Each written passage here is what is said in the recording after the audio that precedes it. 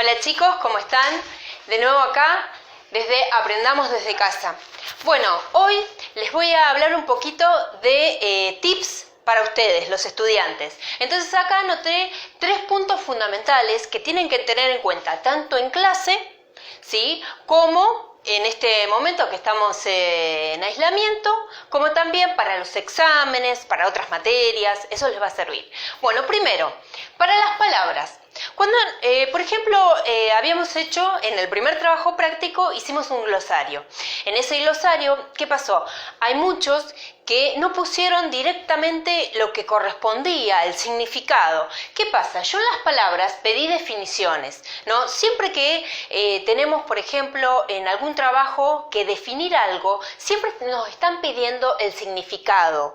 O sea, yo me pregunto, ¿qué es lo que significa esa palabra? ¿Qué me quiere decir? O sea, la definición, ¿qué es? También podríamos preguntarnos. Por eso mismo, yo acá les anoté, las palabras se pide definición, ¿qué es significado? Ahora, por otro lado tenemos los trabajos. Los trabajos prácticos que realizamos comúnmente en clase siempre tienen enunciados, tienen interrogantes que vendrían a ser las preguntas, tienen respuestas y tienen esquemas, que los esquemas, cuando uno habla de esquema, habla de dibujos, o también pueden ser, esos dibujos pueden ser gráficos, ¿sí?, o cuadros. Ahora, si yo en un trabajo práctico no voy teniendo en cuenta estos elementos, el trabajo se toma como que está incompleto. Entonces, siempre que yo voy a entregar un trabajo práctico, ya sea para la escuela o en el futuro para la universidad, necesito que haya enunciados. El enunciado después va a dar los interrogantes, que vendrían a ser las preguntas, y si no son preguntas pueden ser cosas para completar, por ejemplo, y después yo doy la respuesta a estos interrogantes.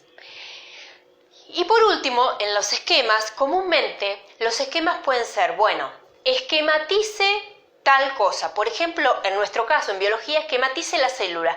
Ustedes tienen que hacer el dibujo de una célula.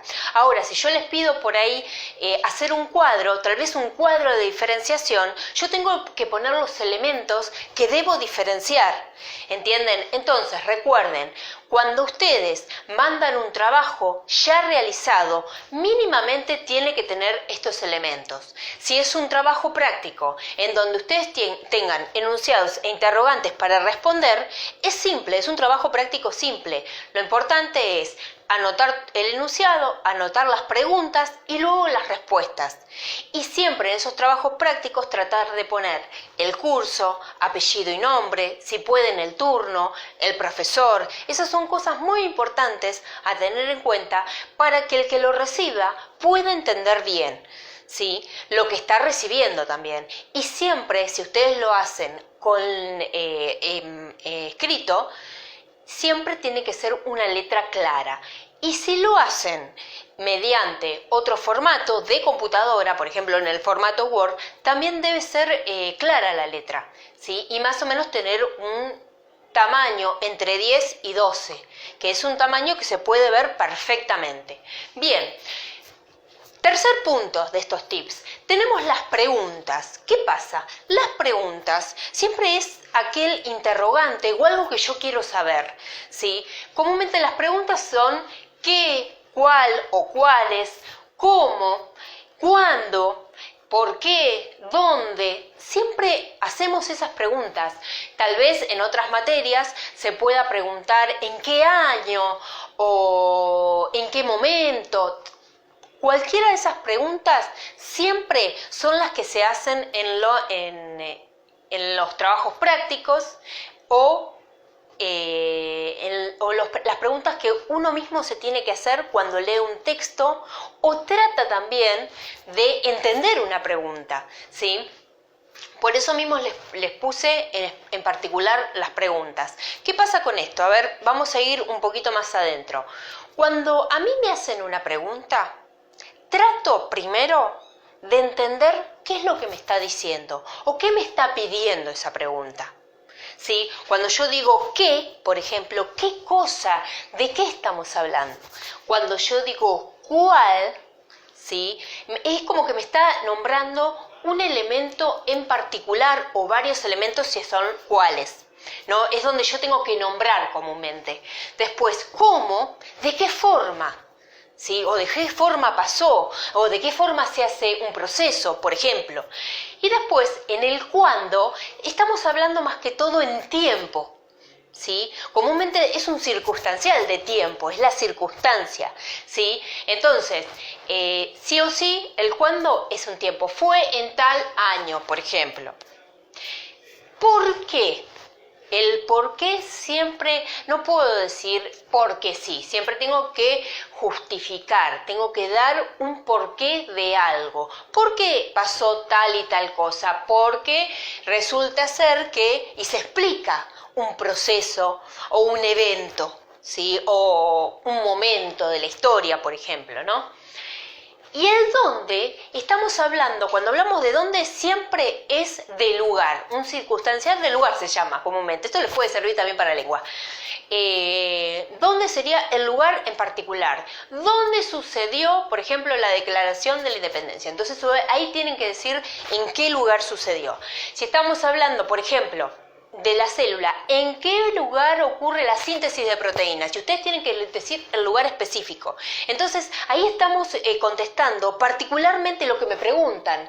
Por eso yo siempre tengo que tratar en las preguntas de responder lo que me piden. Si, por ejemplo, me están diciendo nombrar y explicar, yo primero digo tanto, tanto y tanto y explico cada cosa. Si me dice nombrar únicamente, solo lo nombro. Ustedes siempre tienen que tratar de que las preguntas sean, principalmente se conteste lo que se pide y también en forma completa. Después, si no me lo pide, no lo contesto, pero recuerden que hay muchas que tienen justificación. La justificación sería ¿por qué estoy respondiendo eso?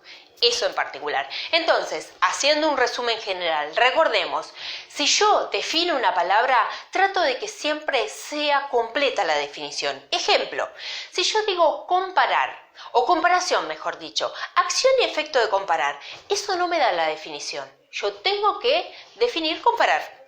Ahora, por ejemplo, en los trabajos prácticos, si yo solamente anoto los interrogantes y las respuestas, eso no es entregar un trabajo completo, ni tampoco organizado. Por eso yo debo seguir todo esta serie de pasos, enunciados, interrogantes, las respuestas, y si hay esquemas, hacer los esquemas o dibujos o cuadros, si es preciso o si me lo pide el trabajo. Y por último, en las preguntas, comúnmente siempre trato de interiormente pensar qué es lo que me está pidiendo y a partir de eso responder. Y si no lo entiendo, pregunto. Espero que estos tips los ayuden tanto ahora en el secundario como en la universidad. Son poquitos, pero sirven mucho. Así que nos vemos la próxima. Chau, chicos.